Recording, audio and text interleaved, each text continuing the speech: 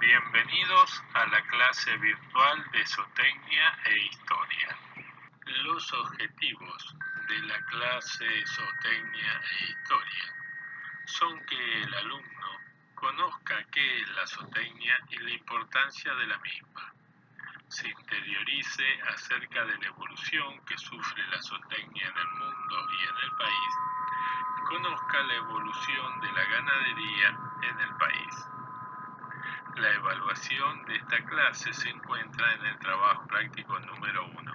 Lo pueden bajar directamente desde el campus. Veamos qué es la zootecnia. De las muchas definiciones que tenemos, como la de Burcherac, la de Gasparín o la de Cuenca, podemos decir que todas ellas relacionan la explotación de los animales para aumentar su rendimiento económico. La definición que prefiere la cátedra es la del doctor Enrique García Mata, que dice que zootecnia es la ciencia que trata de la mejora de los animales mediante el perfeccionamiento de los métodos de reproducción, higiene y alimentación en función económica. Como vemos, esta definición la podemos dividir en varias partes que la vamos a analizar en la próxima diapositiva.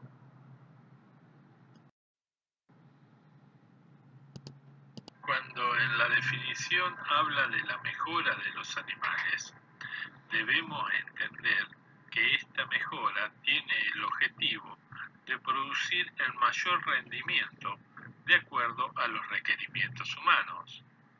Por ejemplo, cuando en el cerdo era importante la producción de grasa, estos animales tengan mejor rendimiento en producción de grasa porque la necesitaba el ser humano.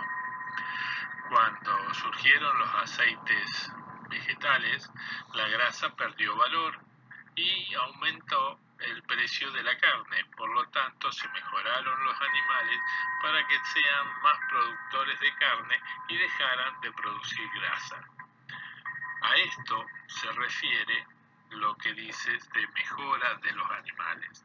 Siempre la mejora es con el objetivo de producir mejor o mayor cantidad lo que necesita el humano. Cuando habla mediante el perfeccionamiento de los métodos de reproducción, se refiere a dirigir la multiplicación de los animales, eligiendo los ejemplares más acordes con la finalidad de mejorar las actitudes productivas. Se entiende por higiene a todos los factores que, proveniendo del exterior, hacen sentir sus efectos sobre los animales, en sentido positivo o negativo, sobre las cualidades productivas. Al conocer estos factores, nos permite modificarlos, salvarlos, disminuirlos, en función de la meta productiva que nosotros tengamos. Por ejemplo, el calor es un factor muy importante en la producción lechera, ya que la vaca de leche es muy sensible al estrés por calor. Ya veremos en la clase de medio físico cómo podemos hacer para atenuar el efecto del calor sobre la vaca lechera. La alimentación es un factor que podría estar incluido dentro de higiene, pero debido a su gran importancia se lo considera por separado. La alimentación hace posible moldear los animales de acuerdo a las necesidades o a las inclinaciones del mercado. Cuando hablamos de función económica, vemos que esta finalidad nunca debe ser descuidada, ya que los animales son bienes de capital y tienen que dar una renta acorde de la misma. Toda la producción que realiza la zootecnia es en función económica. Tengan siempre en cuenta esto.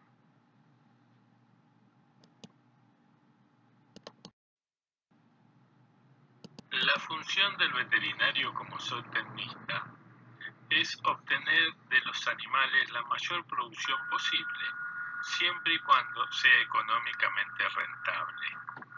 ¿Qué significa esto? Muchas veces nosotros podemos tener una producción muy alta, pero para lograr esa producción, los insumos que tenemos que invertir en el animal son de un costo mayor al costo de venta de esa producción, por lo tanto son económicamente negativos. Entonces, la función del veterinario es obtener la mayor producción siempre y cuando sea económicamente rentable.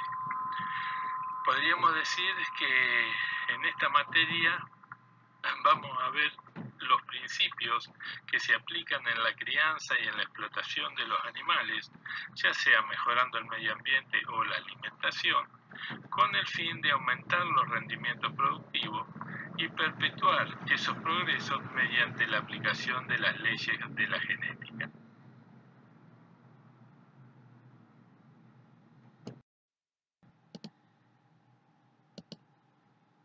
La relación del hombre con los animales ya comenzó en el Paleolítico y fue evolucionando a partir de ese momento, desde 2,5 millones de años a 10.000 años antes de Cristo. El hombre era nómade, vivía en cuevas, era cazador oportunista, principalmente recolector, utilizaba herramientas de piedra y fue en esta época cuando domesticó al perro, incorporándolo a su grupo familiar. En el Neolítico, desde los 10.000 a los 4.000 años antes de Cristo, fue el periodo donde hubo el gran cambio cultural del hombre.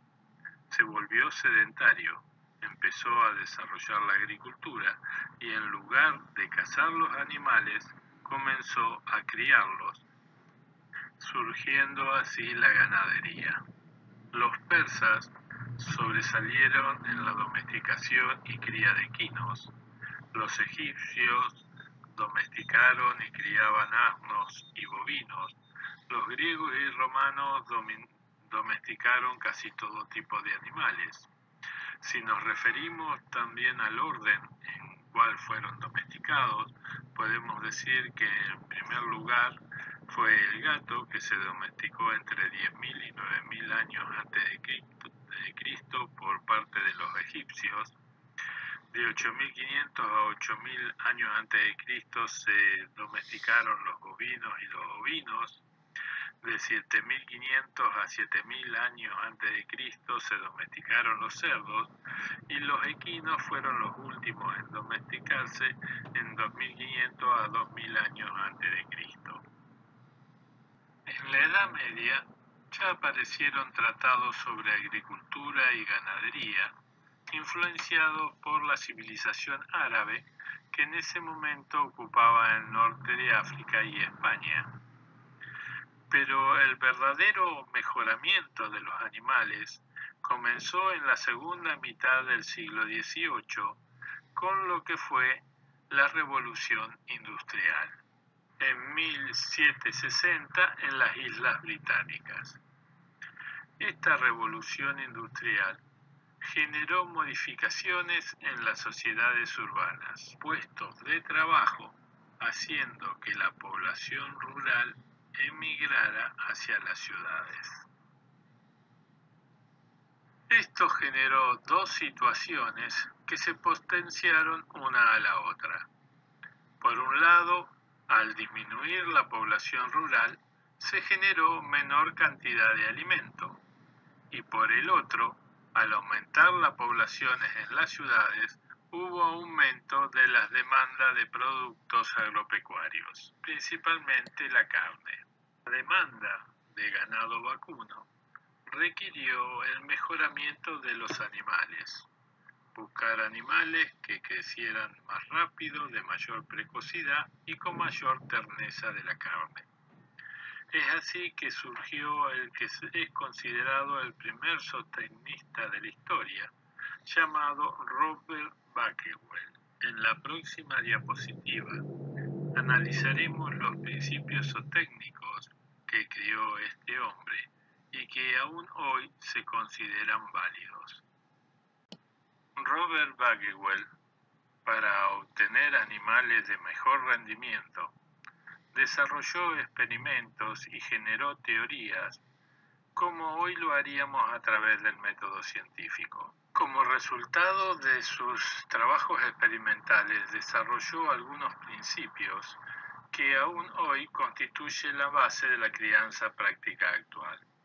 Los principios de Bakewell los resumía en frases poco comprendidas en su tiempo, como ser lai vigilai, cuya traducción resulta difícil, pero en esencia significa que toda cosa engendra a su semejante, o es como lo que engendra. Bakewell era un convencido de la utilidad de la conformación externa para seleccionar sus reproductores. Por eso conservaba los que mejor se ajustaban a sus propósitos, los que tenían menor desperdicios, o sea, huesos más cortos, cabezas pequeñas, etc. Hay que tener en cuenta que en esa época no existían registros de antecedentes genealógicos y su método, por lo tanto, era realmente efectivo. También fue pionero en seleccionar los animales por la calidad de la carne. Estaba convencido de que era posible producir animales con carnes más tiernas que las duras y secas de los animales no mejorados de esa época. Bakewell tuvo preferencia por los animales que daban muestras de engordar desde la más temprana edad, o sea, con alta precocidad. Esa fue una de las causas de la superioridad de las razas mejoradas sobre las razas comunes o no evolucionadas. Otro axioma de Bakewell era breed to beast, es decir, aparear lo mejor con lo mejor. El cumplimiento de este axioma lo llevó a aparear animales sin tener en cuenta el grado de parentesco, produciendo casos de estrecha consanguinidad debido a que sus animales eran los superiores a la media. Inició el método de control o prueba de los reproductores, lo que hoy llamamos prueba de progenie, para estudiar la capacidad de transmitir características a la descendencia. Para ello arrendaba sus reproductores a otros criadores y los que mostraban esa capacidad luego eran utilizados por él. Otra de sus grandes concepciones fue la de comprender que los animales para producir debían contar con las posibilidades de una buena alimentación. Y en ese sentido fue el iniciador del cultivo del nabo forrajero. De lo expuesto anteriormente deducimos que Robert Bakewell le dio mucha importancia a los factores de la herencia y la alimentación. Con los conocimientos actuales comprendemos que al aparear lo mejor con lo mejor en cuanto a lo morfológico y fisiológico, o sea, no solamente por la conformación exterior, sino también por sus antecedentes y actitudes para transmitir esas características, estaba asegurando las condiciones y actitudes de la descendencia. Su éxito no fue solamente desde el punto de vista técnico. El peso medio de los bovinos faenados aumentó de 168 kilos a 363 kilos. El de los ovinos pasó de 13 kilos a 38 kilos. Como ven, fue un avance importantísimo en el rendimiento de los animales. La obra de Bakewell tuvo varios discípulos que en diferentes regiones de Gran Bretaña y otros países europeos dieron origen a numerosas razas bovinas, ovinas y porcinas que constituyen la base de la ganadería actual. Por ejemplo, Benjamin Tonkin funda la raza Hereford. Los hermanos Collin fundan la raza Yorktown. Y en Escocia, Hugh Watson crea la raza Aberdeen Angus, las cuales son las tres razas que predominan en el país que conocemos como razas británicas. El mejoramiento de los animales continúa en la actualidad. Tenemos herramientas como ser la inseminación artificial, el trasplante embrionario, la clonación y en el futuro la ingeniería genómica, que nos permitirán seguir avanzando en el mejoramiento de los animales que tenemos actualmente. Uno de los mejores ejemplos de la selección zootécnica lo tenemos en los cerdos. Debido a su corto ciclo, se lo ha cambiado de acuerdo a la demanda de los mercados.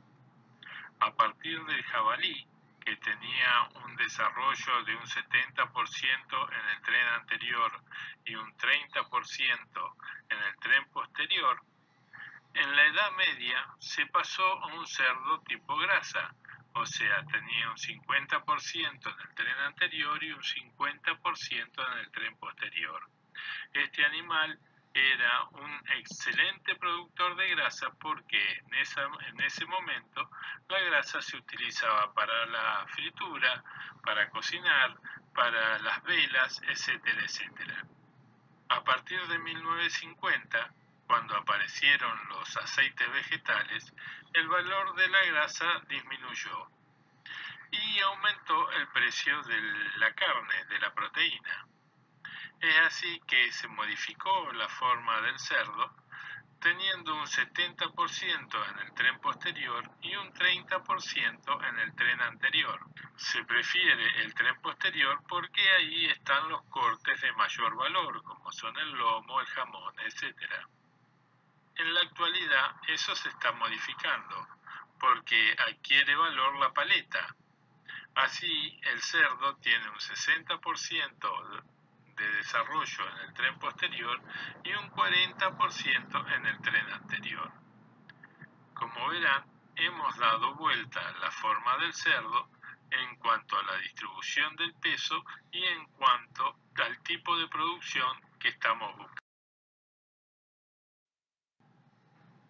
En esta parte vamos a ver la evolución de la ganadería y la zootecnia en el país. La historia de la zootecnia y la ganadería en la Argentina se puede dividir en tres épocas. La primera, que denominaremos colonial, se inicia en los tiempos de la conquista cuando los españoles trajeron los animales domésticos y terminan en los albores de nuestro siglo pasado. La segunda, que puede llamarse mestización o de cruzamiento absorbente, se inicia a principios del siglo XIX en forma más o menos espaciada, hasta alcanzar su máxima intensidad entre 1850 y 1870. La tercera época, o de mejoramiento progresivo, abarca desde esa fecha y continúa en la actualidad. Cuando los españoles llegaron a América, los únicos animales domesticados en el continente eran la llama por parte de los incas y los pavos por parte de los aztecas. No había en el continente bovino, ovino ni equino. Cristóbal Colón trajo los primeros animales domésticos en su segundo viaje a las Américas. Se estableció en Santo Domingo el primer centro de multiplicación de animales. A partir de ahí fue hacia el norte, hacia lo que hoy es Estados Unidos, y hacia el sur, hacia lo que es la región del Perú. En el Perú se estableció el segundo centro de multiplicación y a partir de ahí se distribuyeron por toda América del Sur. Al virreinato del Río de la Plata llegaron por tres caminos. Uno por el Alto Perú, el segundo directamente desde España y el tercero desde Paraguay. En realidad, quien trajo los primeros animales domésticos a nuestro territorio fue Pedro de Mendoza, que fundó la primera vez Buenos Aires trayendo un lote de equinos, que después fue abandonado cuando despobló la ciudad. En 1580, Juan de Garay vuelve a fundar Buenos Aires y trajo desde el Paraguay 500 bovinos por arreo. Parte de esos bovinos se escaparon, se hicieron salvajes y se empezaron a reproducir en lo que hoy es la llanura pampeana. Así surgió el ganado cimarrón, que pasó a ser de propiedad comunal.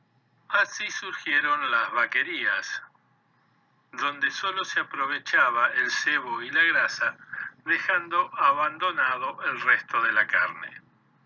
En esa época también aparece el antecesor del gaucho, los gauderios, que eran personas nómades sin oficio ni ocupación, que concurrían a las vaquerías para cazar los animales y cueriarlos. Para poder separar los animales que tenían propietarios de los cimarrones, la solución fue el empleo de la marca a fuego en el cuero de los animales. La primera registrada en los archivos del Cabildo de Buenos Aires fue la de Francisco Salas Videla, que la oficializó el 19 de mayo de 1589. Con el resguardo de la línea de Fortines se fueron estableciendo las primeras estancias, como la del Rincón de Noario en Magdalena, la provincia de Buenos Aires. El saladero dio un cambio en la economía colonial, ya que permitió utilizar la carne que se desperdiciaba en las vaquerías. Por medio de la salazón, se lograba transformar un producto perecedero como la carne fresca en uno no perecedero. Así surgió el tasajo, que es un trozo de carne salado y deshidratado, el charqui, que es un producto más antiguo, que es la carne sometida al procedimiento de salado en tiras durante 24 horas y después exponerla al sol para su secado, y la cecina, que es el tasajo guardado en grasa. El primer saladero fue el de Agustín Bright en Argentina, que estaba en la ensenada de Barragán, en el Riachuelo. En el periodo de mestización hubo tres hechos muy importantes. El primero fue el afincamiento definitivo de las estancias. Esto fue posible gracias a dos invenciones de ese momento. El primero fue el balde volcador. ¿Por qué? Porque permitía sacar agua de los pozos y permitía que las estancias estuvieran lejos de los cursos de agua normales o superficiales. El segundo fue la delimitación de los campos. En un primer momento los campos se delimitaron con los elementos que había en su superficie, generalmente matas espinosas o sino piedra. Así surgieron las ramadas o las pircas, pero después comenzó a desarrollarse o se inventó el alambrado. Primero fue Richard Newton el que comenzó con este alambrado, pero tenía el inconveniente de que había utilizado un alambre muy grueso, de más o menos un lápiz, sobre poste de hierro también, lo que hacía que fuera difícil de trabajar y muy costoso. Posteriormente, Albach empezó a utilizar un alambre mucho más fino que lo sostenía con poste de ñanduay, haciendo así que fuera más práctico y más económico. La verdadera estabilización ocurrió cuando Joseph Leyden creó el alambre de púas, porque hizo un alambrado mucho más sólido. El que le dio un empuje definitivo al alambrado en la Argentina fue el presidente Sarmiento, el cual facilitó la importación de alambre y se le dieron créditos a los estancieros para que pudieran delimitar su superficie. Otro hecho muy importante en este periodo fue la época de merinización, donde se introdujeron representantes de la raza merino para mejorar y ir absorbiendo las razas criollas que había en ese momento. José Albardén, por ejemplo, introduce ejemplares mejorados, 10 carneros y 20 ovejas. El embajador Hanley en 1810 introdujo 100 ovejas merino y con eso se fue absorbiendo la raza criolla. El tercer hecho es el inicio de la importación de reproductores de pedigrí. En 1823, John Miller importa el toro tarquino de la raza Yorto. Esta acción se continúa luego en el periodo de mejoramiento progresivo con Leonardo Pereira, que importa ejemplares de la raza Hereford, el toro Niágara, y en 1880 Julio Roca importa ejemplares de la raza Holando, ejemplares de productores lecheros, overo negro.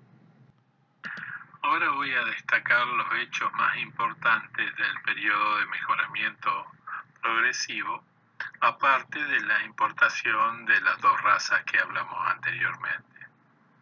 En 1866 se creó la Sociedad Rural Argentina, que tuvo una gran importancia debido a que ella abrió los libros genealógicos para ir incorporando las diferentes razas traídas al país.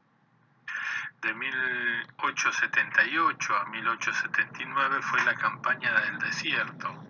Provocó una estabilización de la ganadería, ya que eliminó los malones. En esa época también Carlos Guerrero importa la raza Aberdeen Angus, que es la tercera raza británica que entra al país. En 1876 entran los barcos frigoríficos, Le Frigorifique, y en 1877 Le Paraguay. En 1883 se crea el primer frigorífico argentino, que estaba en la localidad de San Nicolás. Después siguen una otra serie de frigoríficos en Zárate, por ejemplo. En 1899 hubo una epidemia de fiebre aftosa en Europa, lo cual facilitó la entrada de nuestras carnes refrigeradas a ese continente. En 1935 se insemina por primera vez con semen fresco. En 1941 se introducen nuevas razas, como pueden ser el Nelore y el Brahman o el Charolais. En 1955 se comienza a usar semen congelado. En 1956 se crea el INTA y en 1957 se crean los consorcios CREA. A partir de 1960 aparecen las asociaciones de criadores de diferentes razas que comienzan a dirigir los planes de selección, direccionando la misma para aumentar la producción. En 1970 comenzó la expansión sojera, facilitada por un nuevo orden jurídico, la presencia de la soja transgénica y por un paquete tecnológico cerrado que facilitaba su explotación. Como ven, la superficie sembrada de soja pasó de más o menos 7 millones de hectáreas a 20 millones de hectáreas. Compárenlo con la producción de girasol y trigo, que si bien disminuyeron, no lo hicieron en esa proporción.